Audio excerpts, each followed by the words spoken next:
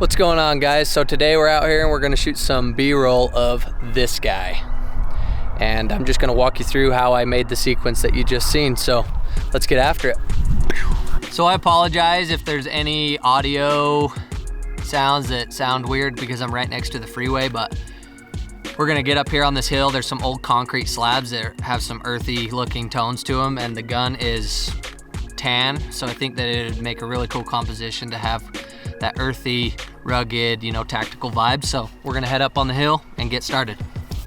So I found this spot. I think this spot looks pretty cool because it's got some old metal, some old concrete, and just rocks and glass shards everywhere. So I'm gonna set the gun up and then we're gonna start shooting this sequence with my Sony. And I think we're gonna start out with a couple shots of just some empty rounds and maybe the clip laying there, and then we'll go in and shoot some detailed shots and some wides and tights and some medium shots of the gun itself, and then we'll put it all together and see what it looks like. Okay, so for the first few shots, I think I'm going to use my wide angle lens for the opening shots. I'll probably use this lens most of the shoot just because it's super wide and it's easy to get handheld shots like that. So, and on this I don't have a lot of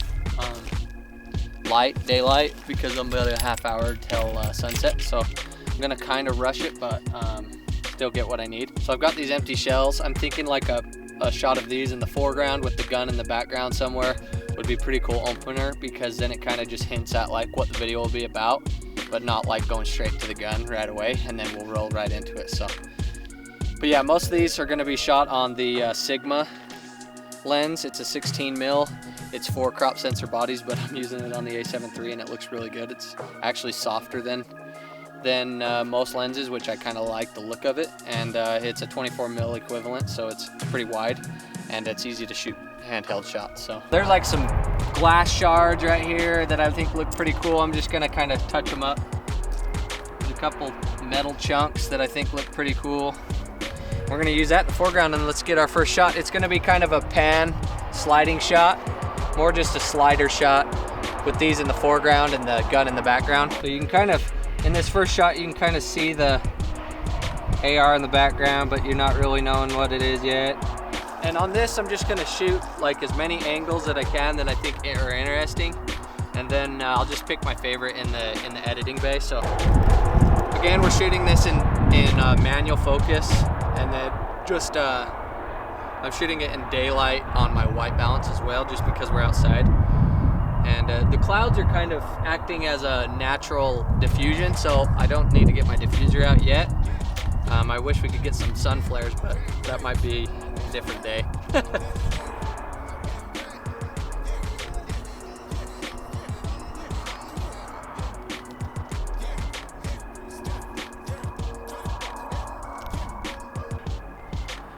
And I'm gonna do a pan transition and then just kind of go with it from there.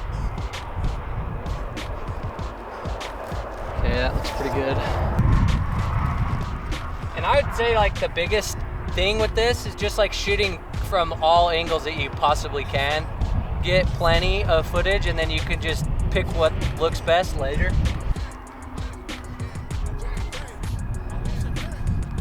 Got my variable ND on right now just to block out some light, but I might take it off here in a minute. So you guys, when I'm shooting this, as you can see, I'm trying to just hold the camera as still as I can, and I'm just rocking my body just to try to get it as stable as I possibly can. It's never gonna be perfect, but just kind of solid on the core, and I'm just locking it in, and then I'm just moving my entire body like a pendulum, just to kind of stabilize, that shake as much as I can. All right, guys, so for this shot, I'm gonna get a close-up of the turret on the scope. I just think it looks really cool with the lettering on there. I think the faster, almost the better on some of these.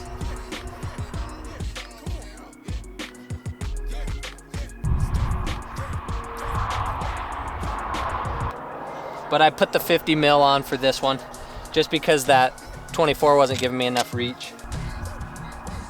I mean, ISO 500 just because we're losing some light, but.